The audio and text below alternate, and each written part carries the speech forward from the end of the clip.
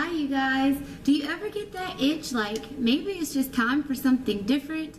Well, like 10 minutes ago, toward the end of my class, I was looking around like, I think I want a new seating arrangement. So stay tuned. I'm changing my class around.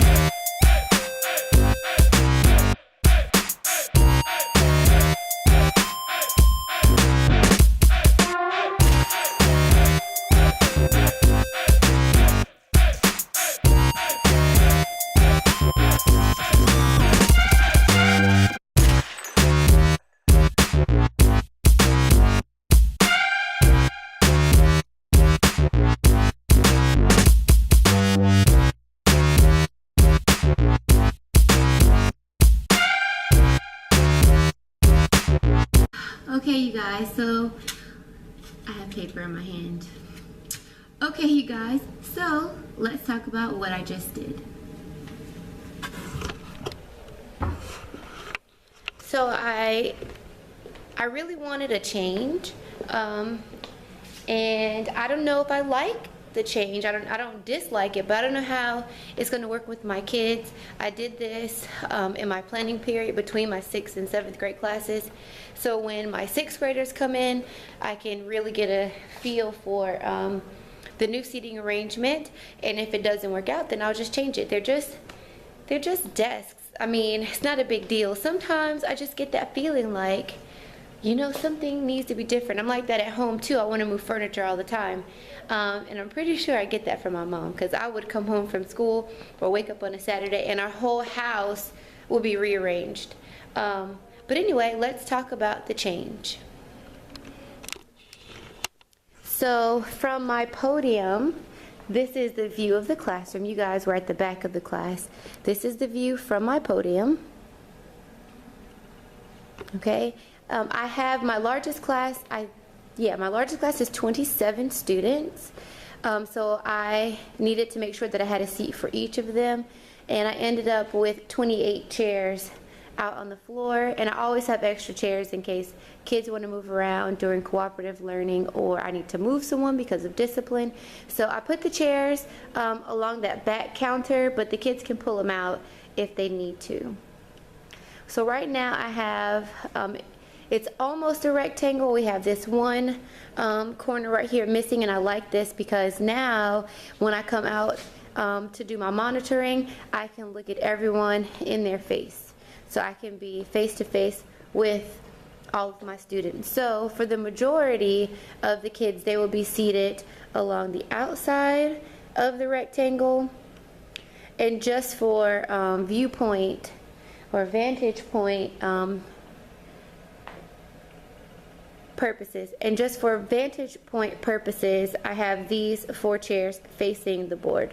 But my kids move a lot during the class period. I am really into flexible seating. So if any point they need to move, they can. Even the ones right here, which some of you may be questioning, oh, their back is to the board. It's not a big deal because I only use the board for direct instruction. And we do a lot of group, a lot of cooperative learning, a lot of moving around, a lot of peer on peer. I also have a slew of clipboards. You can see them right back here on the counter. There we go. You can see the clipboards on the counter back there, and the students know that they can grab those at any time if they're away from their desk and they need a hard surface to press down on. So I'm going to turn just a little bit so you can see the room one more time.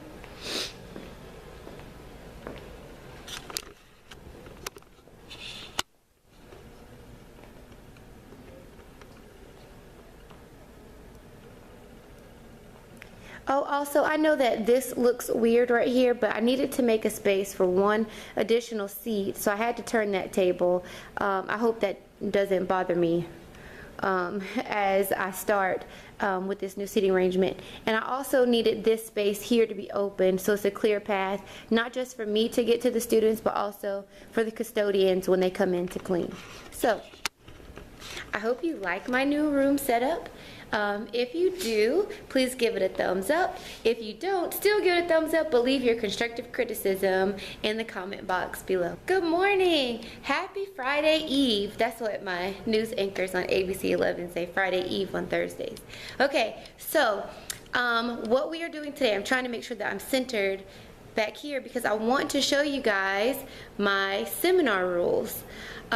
So last year I was able to go to a Paideia seminar. I'm not sure if that's something that happens where you are, but I went to a Paideia seminar and they talked about literature circles, Socratic seminars and things like that. And so I did that today, trying to review chapters 1 through 12 of the novel we're reading. And so if you saw my last upload, you know that we are reading The Map to Everywhere by Carrie Ryan. And so we started class just with some questions just to review the last 3 chapters that we read yesterday. And today I gave them questions for chapters 1 through 12. Now I know you might be saying, okay, questions. Again, duty calls. Hold tight. Okay, so let's try this again. So, I don't even know where I left off. I don't really remember what I was saying, so I'm starting over. I went to a Paideia seminar.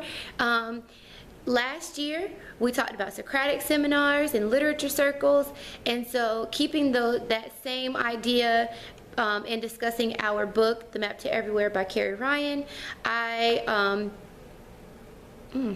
led a seminar in class. So I just call them Smalls World seminars because, you know, it's Smalls World University up there.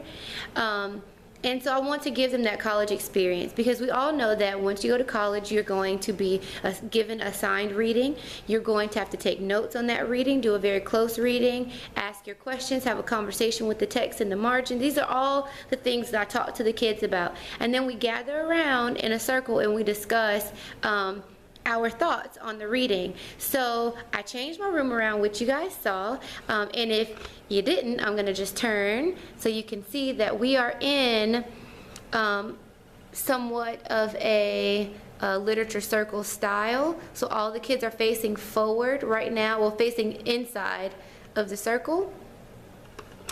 And these are the rules for our seminar.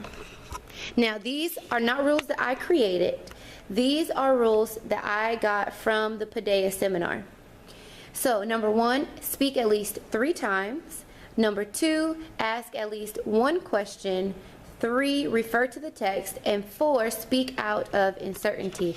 And I have to always explain to the kids what number 4 really means.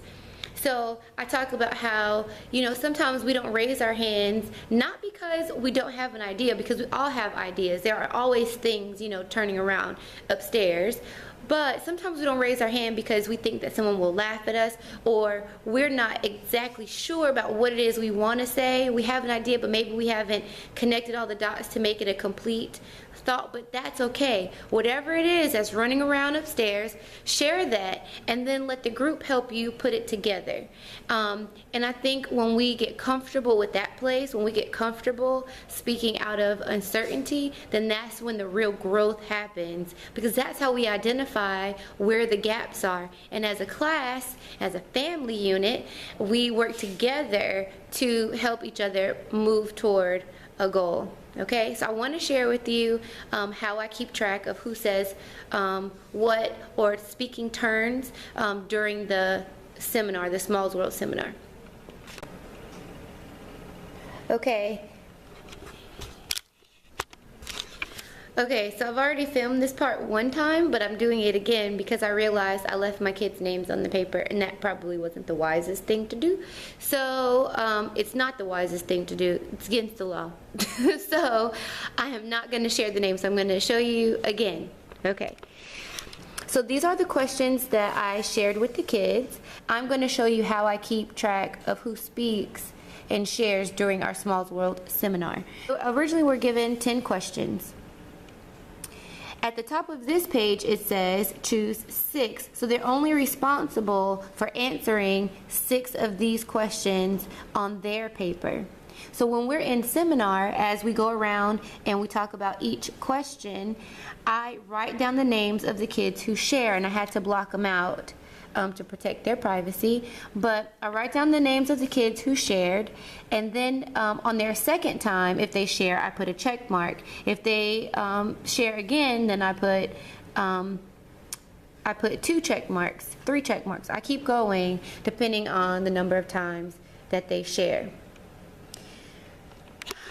So that's how I keep track. It's nothing really sophisticated about it. I just clip my questions to my clipboard. As they're talking, I just jot their name down, and we just keep going along.